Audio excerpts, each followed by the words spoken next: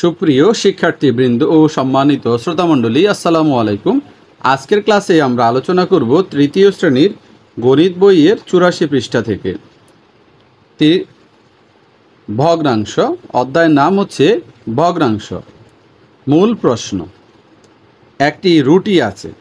রুটিটি কিভাবে ভাগ করলে রেজা ও মিনা দুজনেই সমান পরিমাণ পাবে? একজন হচ্ছে রেজা আর একজন হচ্ছে মিনা, তারা কিভাবে সমান পরিমাণে রুটি পাবে? এখন দেখো, এখানে তারা একটা টুকরা করেছে, এখানে কিন্তু দুটি সমান টুকরা হয়নি, এখানে দুইটি ভাগ সমান হয়নি। আমরা রুটিটি সমান দুই ভাগে ভাগ করব। কিভাবে ভাগ করব তোমরা দেখো।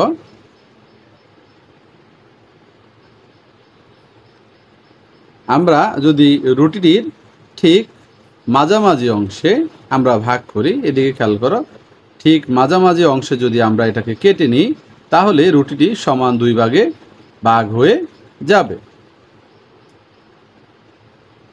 এরপরে আমরা দেখি, এখানে একটা প্রশ্ন আছে, সেটা হচ্ছে পাশের আকৃতির দুইটি কাগজকে সমান দুই টুকরা করি।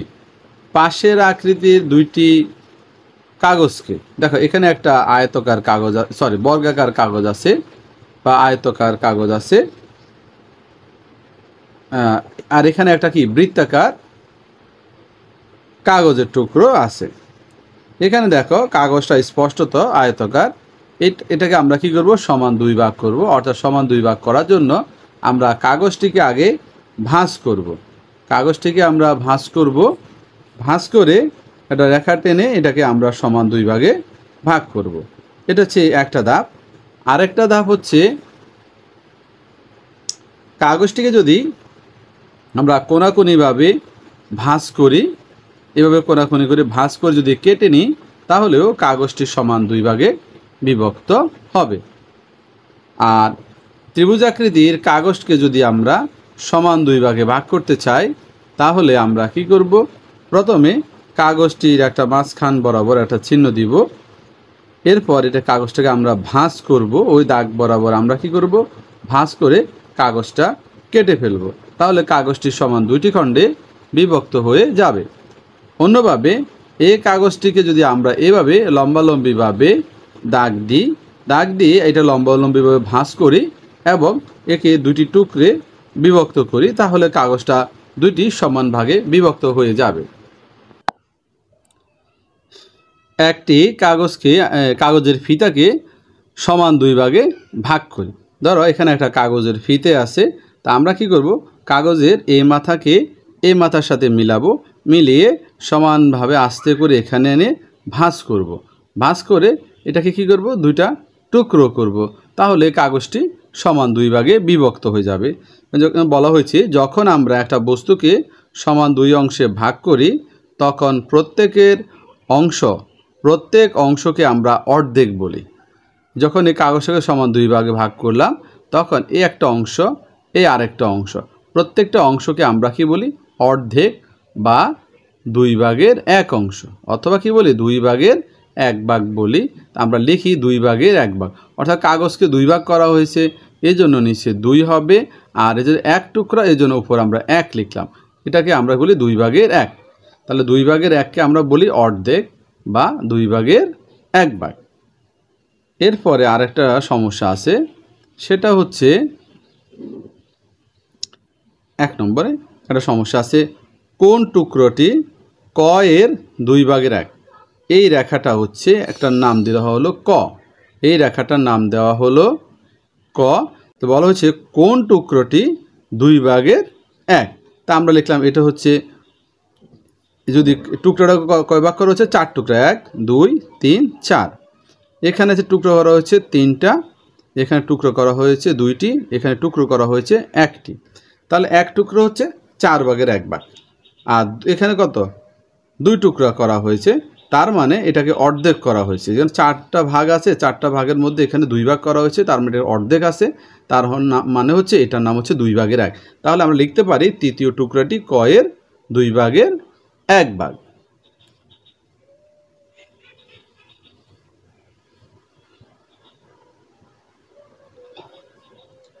নিচের প্রত্যেক আকৃতির 2 ভাগের 1 অংশ করি। এখানে যে আকৃতিগুলো দেওয়া আছে সবগুলোকে আমরা 2 ভাগের 1 অংশ করব।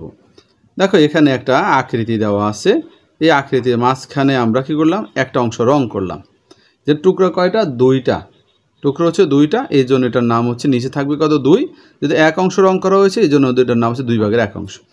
এই বৃত্তকে যদি আমরা 2 ভাগ করি, এখানে আড়াআড়ি 2 ভাগ করা হয়, এখানে 2টা ভাগ আছে, একটা অংশ রং করা হয়েছে, এই জন্য এটার নাম হচ্ছে 2 ভাগের 1 অংশ। এখানে একটা ত্রিভুজ আছে, এটাকে 2 ভাগ করা হয়েছে, এদিকে এক টুকরা, এদিকে আর একটা টুকরা, তো একটা টুকরাকে কি করা হয়েছে, রং করা হয়েছে, তাই এর নাম হচ্ছে 2 ভাগের 1 অংশ। এবার দেখো এই টুকরাটাকে এইভাবে কোনাকুনিভাবে 2টা টুকরা করা হয়েছে, এই অংশটা আমরা যদি রং করি, হালকা সবুজ রং করি, তাহলে এই অংশটার নাম হচ্ছে 2 ভাগের 1 অংশ। অর্থাৎ 2টা টুকরা আছে, তুমি কি করবে, 1 অংশ রং করবে।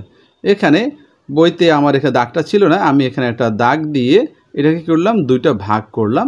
তো আমরা একটা অংশ রং করা মানে 2 ভাগের 1 অংশ রং করা হলো, কারণ এখানে টুকরো হচ্ছে 2টা, 2টার মধ্যে আমি একটা রং করছি, তার মানে এটার নাম হচ্ছে 2 ভাগের 1 অংশ।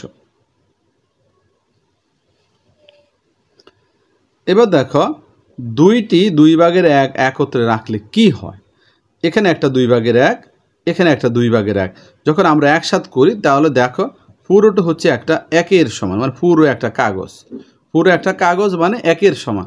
এখানে 2 ভাগের 1 মানে অর্ধেক, এখানে 2 ভাগের 1 মানে অর্ধেক, অর্ধেক অর্ধেক যোগ করলে আমরা পুরো একটা কাগজের টুকরো পাই, তার মানে 2 ভাগের 1 আর 2 ভাগের 1 মিলে কি হয়, 1 তৈরি হয়।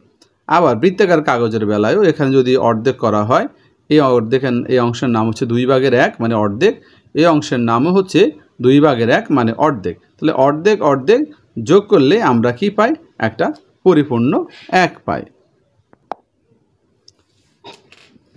তাহলে আমরা জানলাম অর্ধেক অর্ধেক, 2 ভাগের 1 আর 2 ভাগের 1 যোগ করলে একটি পরিপূর্ণ কাগজের টুকরো, এক টুকরা কাগজ ভগ্নাংশে তার মান হচ্ছে 1। আবার বৃত্তাকার ক্ষেত্রেও 2 ভাগের 1, 2 ভাগের 1, অর্থাৎ এখানে আছে কি, অর্ধেক। তাহলে অর্ধেক আর অর্ধেক যোগ করলে আমরা কি পাই, পুরো একটা কাগজ পাই, পুরো একটা কাগজ পাই। তার মানে এই 2 ভাগের 1 আর 2 ভাগের 1 মিলে হচ্ছে একটা পরিপূর্ণ একটা বৃত্তাকার কাগজ, অর্থাৎ এটা 1 অংশ দাঁড়াবে, অর্থাৎ ভগ্নাংশটা কি হয়ে যাবে, 1 অংশে দাঁড়াবে।